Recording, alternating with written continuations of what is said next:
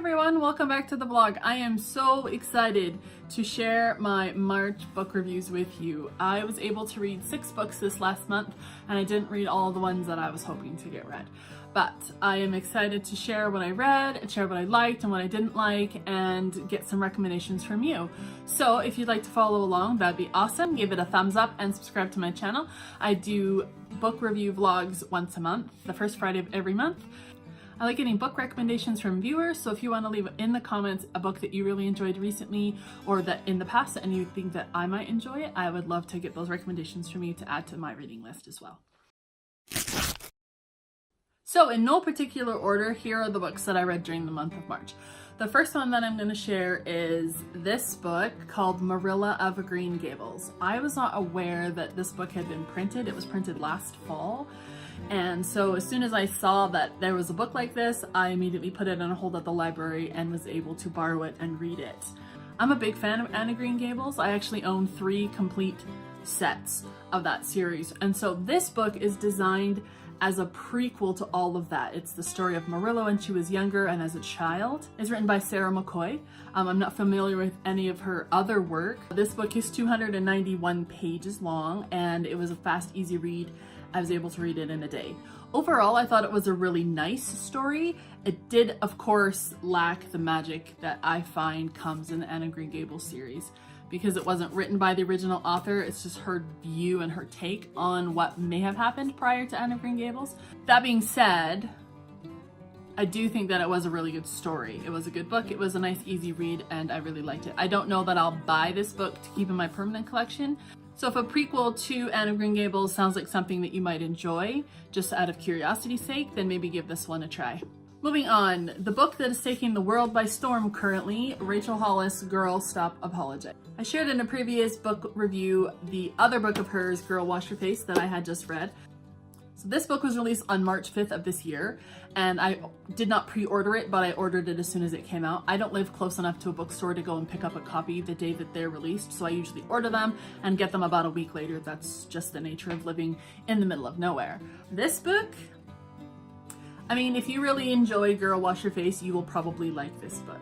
It's 210 pages. It has her classic Rachel style of writing. It's fun, it's upbeat, it's funny, and all of the same kind of things that you would have enjoyed about Girl Wash Your Face. The book is split into 3 categories. The first one is excuses, the second one is behaviors, and the last one is skills.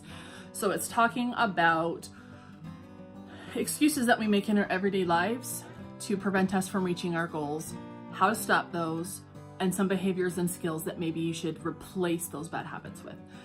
This is a really good book for business owners. This is a good book for people who are just trying to conquer things in their lives. The one thing that I really liked about this book that really caught my attention was to pick the one dream and live all in. She mentioned something similar to that briefly in her previous book, Girl Wash Your Face. But in this book, Rachel goes into a lot more detail on choosing a dream and going all in. And she introduces, in conjunction with the one big dream, her 10-10-1 philosophy. If you want to learn what that means, you should read the book, because I don't want to try to explain it to you because I don't think I could do a very good job of it. So this book is currently on the New York Times bestseller list, and for a good reason. It's excellent. It's just as good as Girl Wash Your Face. I've read reviews from other people who didn't like Wash Your Face as much as they like Apologizing, but that sounds funny. I liked them both probably equally. I thought Girl Wash Your Face was a great introduction, and Girl Stop Apologizing is a continuation of that and elaborating more upon some of the things she touched on in the previous book. So this one is a definite yes. I would recommend this to anyone, especially women. She talks mostly to women in this book. I'm not sure if men would enjoy this book as much, but definitely if you are a business owner or want to start a business or have a really big dream that you're not sure how to accomplish, this might be the book to help you get there. The next book is another young adult fantasy fiction book called Shadowsong. You will probably remember that I introduced and talked about the first book in this duology, Winter Song, in a previous vlog. I'll link below the vlog that this one is talked about in. This book is not a sequel that I would have ever expected would be coming. The first book stood on its own and was, in my opinion, a complete story and could have been left as is. I decided to pick up this sequel because I'm always curious to know what authors are going to do in a second story when the first story is so good and can stand all on its own.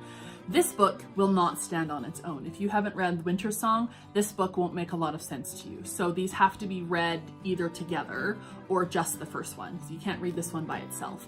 She takes the story in a completely different direction than I would have expected. It's a little darker of a story as well. It wasn't as fun and upbeat and as the first one was. She does talk about in her introduction her personal struggle with bipolar disorder and how this book kind of explores that. So taking that in mind, it helps with the understanding of the storyline and the characters and what they're struggling with, what they're going through.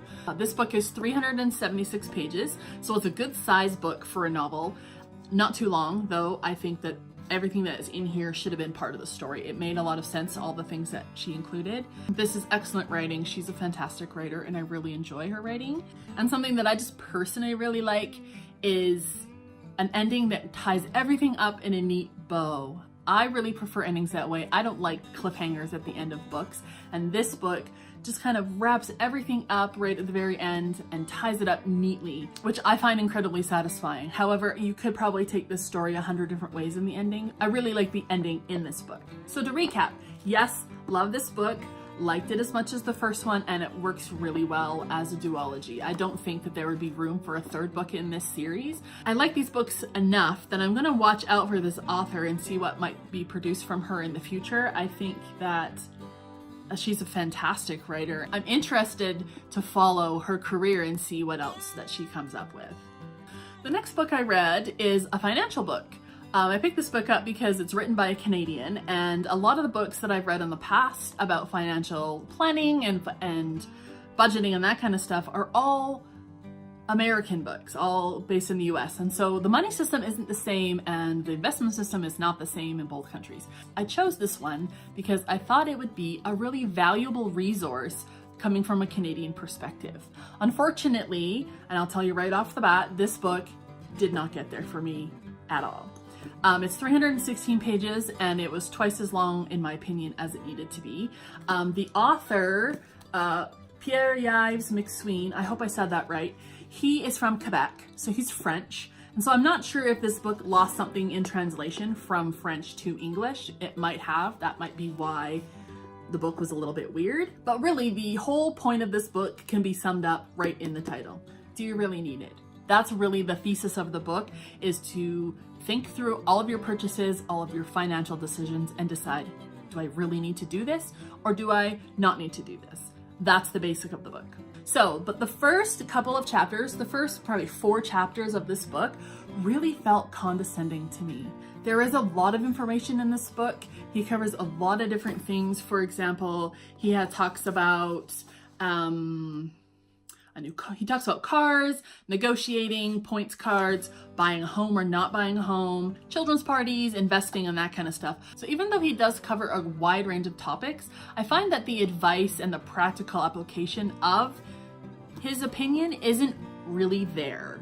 For example, when I was reading the chapter on budgeting, I kept waiting for ideas or tips or a sample budget or suggestions on how to make a budget or improve your budget and that kind of thing. A lot of things that you find in most financial books when they talk about budgeting. This book doesn't give you any of those things. It just talks about should you have a budget or shouldn't you have a budget, and then leaves you to decide if you should have a budget, but there's no direction on how to build a budget or apply it to your life. I found that in a lot of places in this book, that he would start out on a subject and he would build to this, what you were hoping was going to be some sort of advice, and the chapter would just end and there wouldn't really be anything to carry you forward. Overall, I didn't find that this book really met my needs as far as financial advice. So this book is not a keeper for me. This book is going to be passed on to somebody else and maybe they will get more out of it than I do. I think that in the financial world, there are better books than this one that you could reference. All right, on to something a little bit more fun. This cute little book, 211 pages. This was so fun to read. If you haven't read the first book by Sincero in the series, this yellow one, you need to read this book. The blue book is not going to be very helpful if you haven't read the yellow book. So go and get the yellow book and read it. You will love it.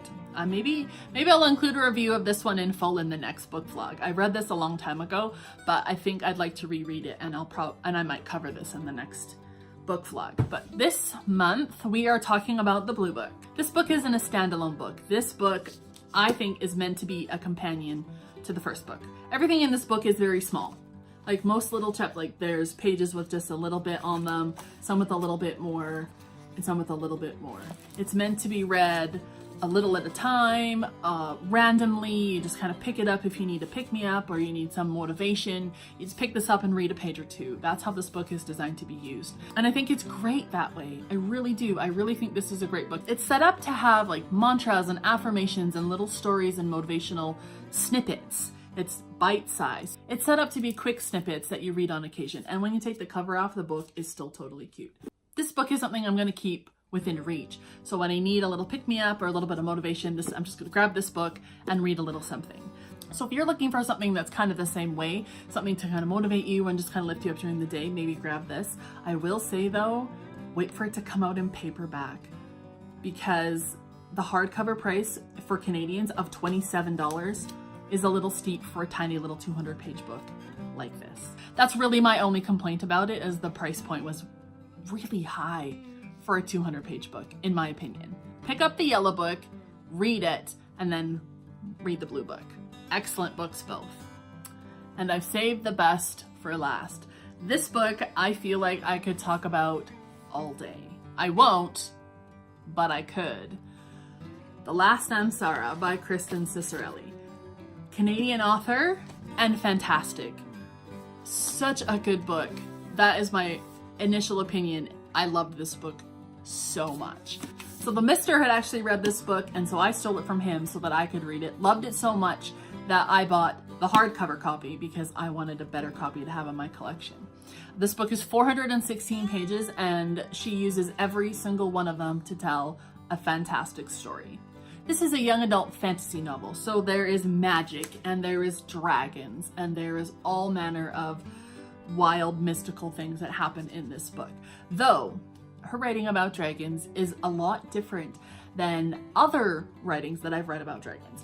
I really liked the way she incorporated the dragons into her story. I'm not going to tell you anything about it because I think it'll ruin the story. You should read it and discover the dragons for yourself.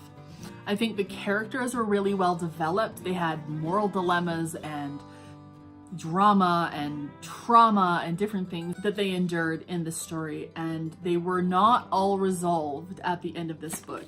This is the first book in the series. The second book, The Caged Queen, is currently out, and I have purchased that one to read this next month and am looking forward to that. I have since connected with Kristen Ciccarelli on Instagram, and she posted a few days ago that the edits for book 3 in this series have been submitted to the publisher. So I am totally excited to read book 3, and I haven't even read book 2 yet. I am really looking forward to it. I'm interested to see where the story is going from here and how the characters are going to change and develop and build the story in a second book.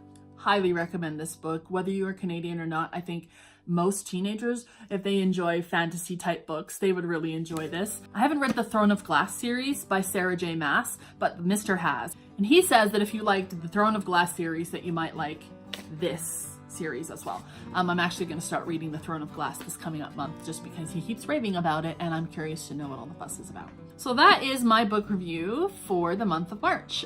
6 books read. I had planned to read 8. In my mid-month recap, I talked about finishing my Charles Dickens Great Expectations, and I also talked about trying to get through Neil Gaiman's Norse mythology this month, and that just didn't happen. We actually are working on our kitchen, and we ripped our kitchen out, so it kind of took a lot of my reading time to help with the demolition and all of the stuff that comes along with renovating. For the month of April, I have 4 books picked out, and I will just review them quickly. They're not actually here. I have to go and get them. Okay, so the 4 books that I'm planning to read, The 4 books I'm planning to read for the month of April. I'm going to finish Great Expectations by Charles Dickens. The second book that I have picked out to read is The Assassin's Blade. This is the beginning of the Throne of Glass series that I mentioned earlier. I'm going to get through Norse mythology this month. That is on the top of the list. And because I can't wait, I've already started reading The Caged Queen, which is the sequel to The Last Sansara. So, really good book reading month ahead. I'm really excited about it. I've only picked 4 books, but I have a semester break coming up and I have some extra time to read, so I suspect that I'll be able to get through more than the 4. But I will update you mid-month on how my April reading is going. Thank you so much for watching today's book review. Please give it a thumbs up if you enjoyed it. Subscribe to my channel and I will be uploading vlogs every Friday from now on. If you have any book recommendations for me, please leave them in the comment section below. I would love to know what you're reading. I would love to be able to add more to my list. Or if you've read any of the books that I reviewed this month, maybe leave a comment and tell me whether you enjoyed the book or not. I'm always interested to know how other people perceived the stories and enjoy kind of creating a conversation around that. I don't have a book club that I attend because I live in the middle of nowhere. So I'm hoping the comment section can become a little bit of a book club and we can talk about the books that I've read and talk about the books that you read. All right, everyone, have a great day and I will see you next Friday with another vlog.